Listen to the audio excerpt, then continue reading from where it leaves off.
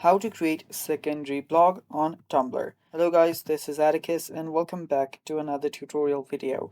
In today's video, I'll teach you guys how you can create a secondary blog on Tumblr. So, without any further ado, let's dive right into it. So, let's get started. First things first, open up your Tumblr and make sure that you're logged into your account. After you do that, you can simply head over to this left hand side section where there you'll find the account drop down button.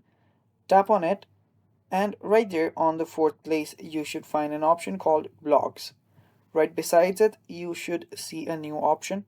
Tap on new, and after you tap on new you will see create a blog.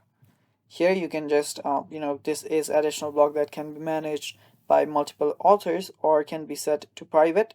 So yeah, this is basically a secondary blog.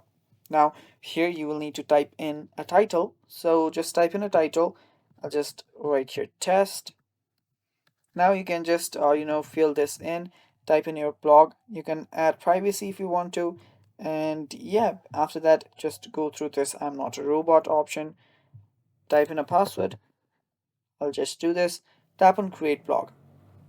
Now after you do that you can simply start writing on the new blog and you're basically good to go. And that is how you do it guys, and that is all for today's video.